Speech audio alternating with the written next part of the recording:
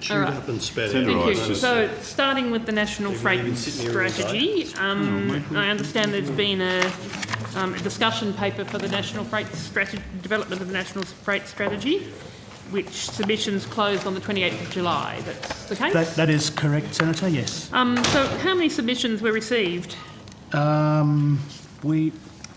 Over 120, Senator. 120, yes. Right, and were they received from across the board? They were received from across the board, from some jurisdiction governments, from industry, from individuals, from all sectors of the supply chain. Right, from communities affected by freight movements? When you say that, you mean by people affected by... Yes. I can't recall... Such But as we'll take that. We'll take that on notice. In my home patch of Footscray and Yarraville, the Maribyrnong Truck Action Group, for example. It doesn't ring a bell. But have you got the list? Yeah, I'm just looking. No, it's not No, there. we don't have anything from the Truck Action Group. And similar groups in Sydney. I know there are freight local communities. I think there's Blue Mountains community that's concerned about freight movements through their area. And we had no submissions from Community them, in Senator. Rosanna concerned about freight movements through there in Melbourne. Nothing from them, Senator. Right. We So- have a number from local councils Yes. and various smaller groups, Senator, but I can't see anything from something of that nature.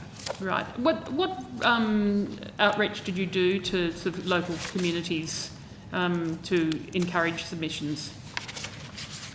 Other than the website and other than ministerial announcements and the talking to regional industries, and when I say regional industries, for example, down in regional Victoria, that's the outreach we did, but directly to communities, we did not do outreach. Right. Is it too late for those communities to input into the development of the strategy?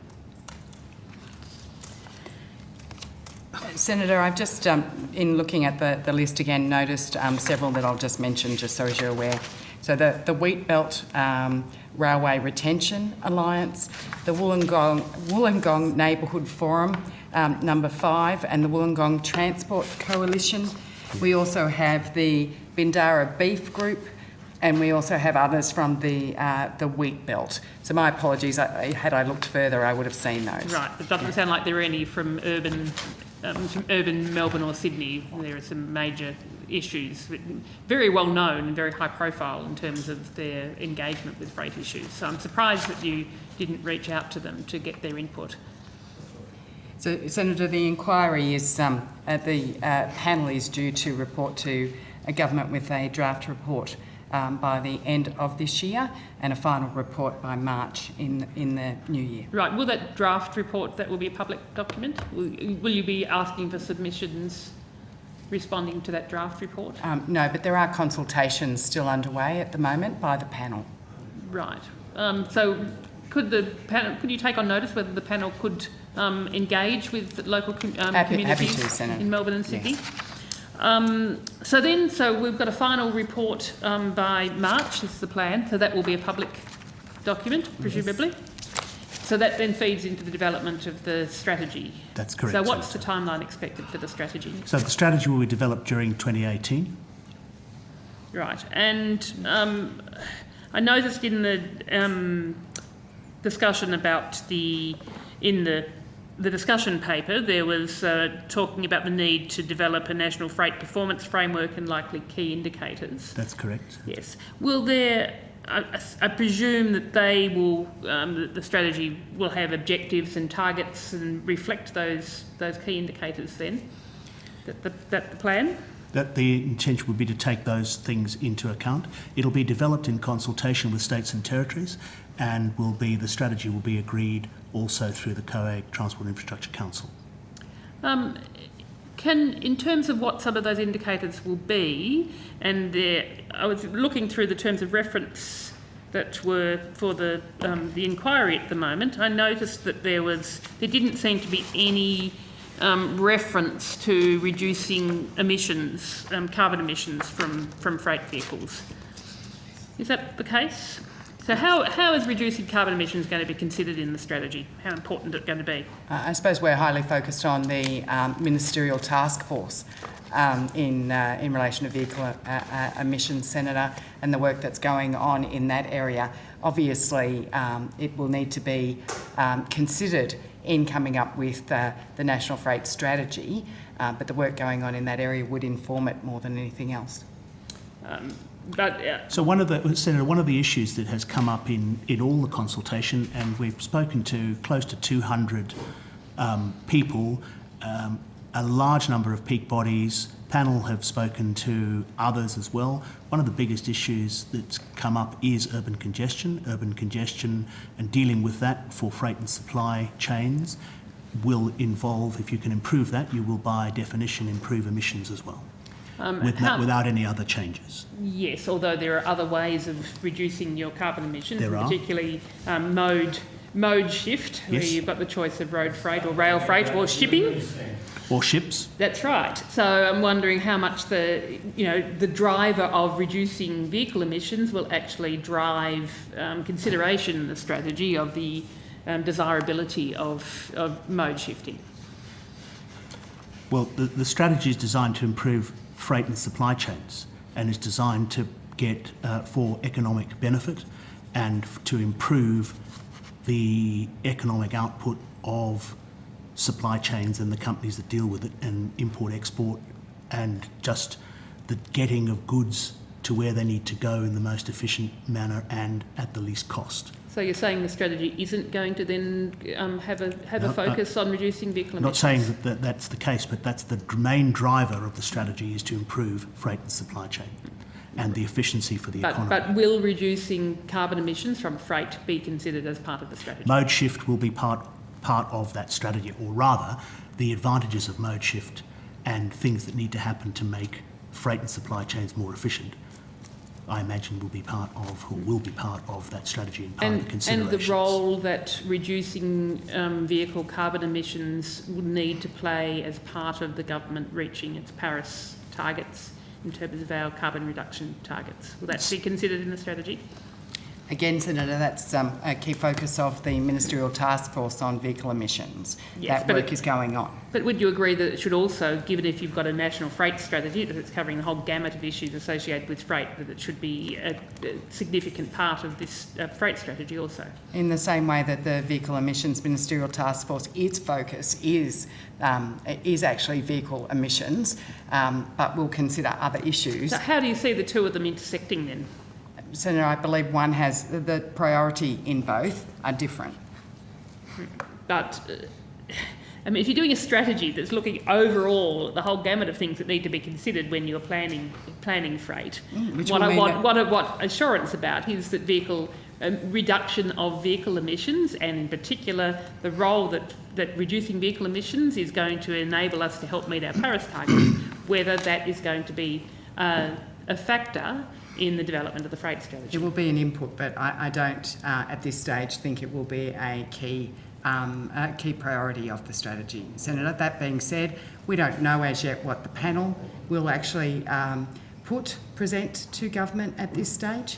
They're an independent panel in relation to what their recommendations are in that regard. Okay, so moving on to vehicle emissions more generally then. So the Ministerial Forum released the draft regulation impact statements for both carbon dioxide and pollutant emissions in December last year, which is almost a year ago. So when will the Forum be releasing its final recommendations? Again, Donna Whelan, General Manager, Transport Technology Futures Branch. So the government is continuing to consult with stakeholders in relation to those regulation impact statements you spoke about. On 10th of July, the department released a draft model for a light vehicle fuel efficiency standard for consultation with key stakeholders, and we got 17 responses in relation to those targeted consultations. And we're continuing to talk with those stakeholders on the issues that were raised in that feedback, including detailed discussions on technical issues in relation to fuel quality, and details of the European and US fuel efficiency standards and how design elements from those countries might be applied in Australia. So I can't give you a definitive timeframe at the moment, Senator, because we're in the middle of those conversations at the moment. So do you have an expectation that would be by the end of the year? As I said, I can't give you a definitive timetable for that. The government has made announcements when it put out the terms of reference for this review, and we're certainly trying to work as quickly as we can to finalise that work. And when the forum makes its final recommendations, will that be a public announcement, or will be recommendations only to the relevant ministers? I expect that the process would be usual policy advice is that advice would be provided to ministers. They will take that through cabinet process, and then there would be announcements following that. Why was 2025 chosen as the preferred date for the end of the phase-in of the standards? That timetable was following on from the work of the Climate Change Authority that had been publicly released previously. The announcements that were made were trying to give a reasonable timeframe for industry to implement, bearing in mind that the intersecting issues of fuel quality standards, vehicle emission standards, both pollutants and for fuel efficiency, all intersect, and they have impacts on what cars are supplied to market, how fuel's supplied in Australia, what refineries have to do to change the way they operate, etc. So that timeframe was a reasonable timeframe, pretty much in line with what we do with other processes when we impose new mandatory requirements on manufacturers. So it's mostly relating then to the changes in fuel quality that would be required rather than the availability of the vehicles? No, both of those, because what we're intending to do is to line, as you have seen from the RIS, the proposal in the fuel efficiency standard that has the greatest net benefit was the one that aligns with international standards, and that's actually going to be quite a stretch for manufacturers to get to. What government would be concerned about is a loss of vehicle choice of supply to market. We have a fleet that's very much like the US fleet, and bringing that down to be the most fuel efficient possible is something that the government wants to achieve. They want to achieve fuel cost savings. Yes, I mean, and in the draft statement, you argued that the 105 grams per kilometre standard was similar to the US 2025 targets, and similar to the 2020-21 European Union targets.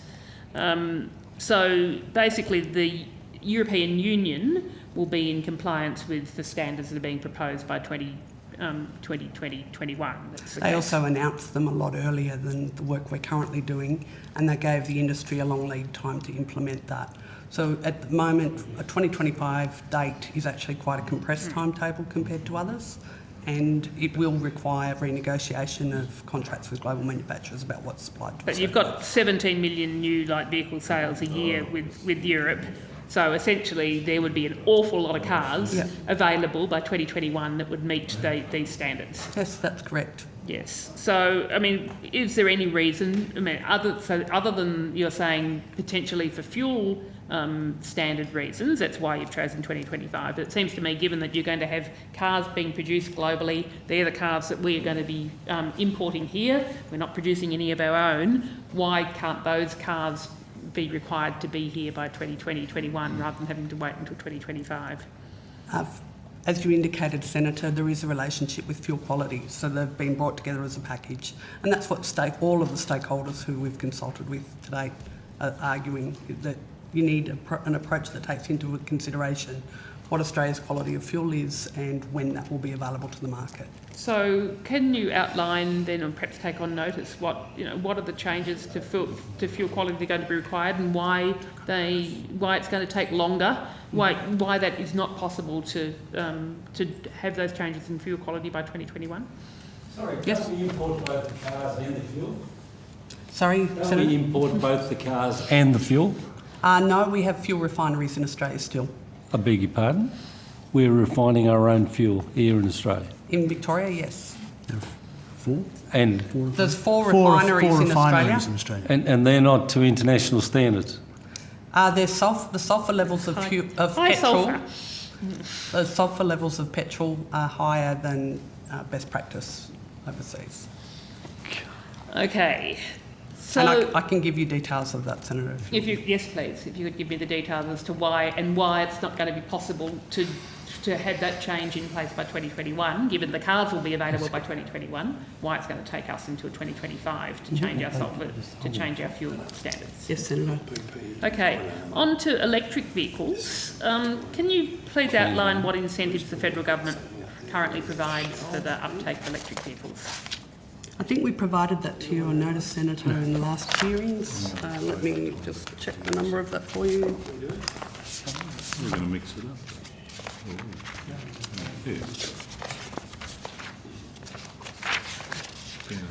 Question number 135. Mix it up a bit. Yep, I've only got, this is the last bit. Senator, question number 135. We took on notice at the last hearings Okay. and we provided those. And so nothing has changed since then. And does, I don't think you had a target at last estimate, so is there currently a target for electric vehicle uptake? No, Senator. How much has the government engaged with the electric vehicle initiative? I would suggest a fair amount. I know we've had numerous conversations with the Electric Vehicle Council and Climate Works and others, providers of infrastructure, and those who are seeking additional government support for electric vehicles. Right. And is the government potentially looking at encouraging, given the electric vehicle initiative, my understanding is that one of the easiest or most straightforward ways of encouraging uptake is for fleet uptake to be a priority. So about how it would, is it looking at planning for increasing the penetration of electric vehicles in the car fleet, in government fleets? Senator, most of the government car fleets are actually not federal government, they're at state and local levels. So we don't mandate what goes into state and federal fleet purchasing requirements. Right, so, okay, and essentially you're not... What I'm saying to you, Senator, is we are looking at the full range of options that will affect reducing vehicle emissions, and we're providing that advice to government. But I just note with you in terms of fleet, the particular issue of fleet ownership, it's largely a state and local government issue in terms of the volume of vehicles supplied. Would you see the federal government actually setting targets for electric vehicle uptake? I think that's a policy question for the government. Okay. Well, Minister? I'm sorry, Senator, that's question again, sorry. Whether the government is considering setting targets for electric vehicle uptake. No, that I need to take on notice for you, Senator. Okay.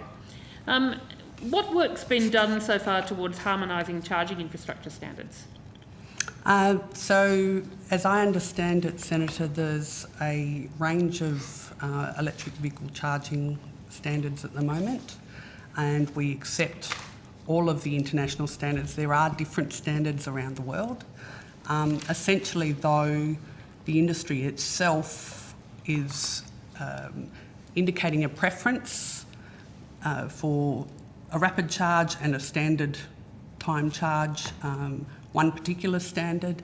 I do understand that the manufacturers aren't all necessarily aligned about which way to go in future, and there's a Standards Australia Technical Committee that are looking at trying to get consensus on that issue.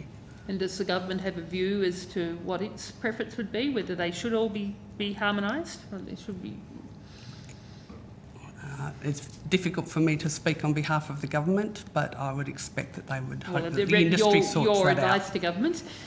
I would expect that that they would want the industry to sort that out through that Standards Australia process. So do you see a role for government in facilitating harmonisation? That's what the Standards Australia process does. It has government representatives on it as well.